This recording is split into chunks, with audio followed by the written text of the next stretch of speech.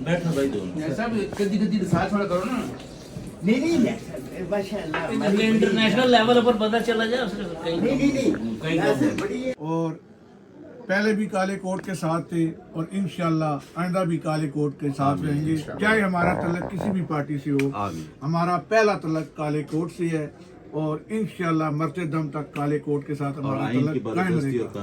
हम आइन की बालादस्ती, कानून की हुक्मरानी, उनके रिजल्ट देख रहे हैं, सबसे ज्यादा वोट उन्होंने दिए बिल्कुल। अब उसको आप वो आपको काल उसने कहा है ना कि यार ये तो मशरक़ी पाकिस्तान से भी सिचुएशन ज्यादा है कि आप जिस तरीके मुल्क को लेके जा रहे हैं ये तो बिल्कुल डिवाइड हो जाएगा ना, बिल्कुल डिवाइड हो जाएगा। और देखिए ये चीजें तो नहीं होनी चाहिए ना, इसलिए ये चीजें रुकी हुई है। वो जब जुल्म का हिसाब होगा तब सोच तेरा क्या हाल होगा। दीवाने मौज में नाचेंगे तू बेइज्जती से बेहाल होगा। जब जुल्म का हिसाब होगा तब सोच तेरा क्या हाल होगा। दीवाने मौज में नाचेंगे तू बेइज्जती से बेहाल होगा। बेइज्जती से बेहाल होगा।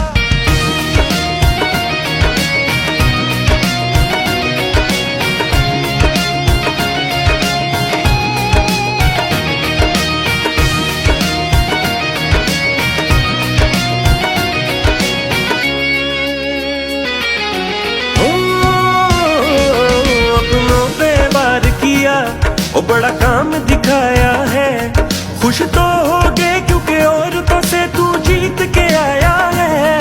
ये हक का आलम है जो हमने उठाया है। हक पे चलने वालों को क्या कोई रोक भी पाया है। ओ जीत होगी ना। मैडम क्या आपका मैसेज मिल गया इस तरह के खिलाफ बेशुमार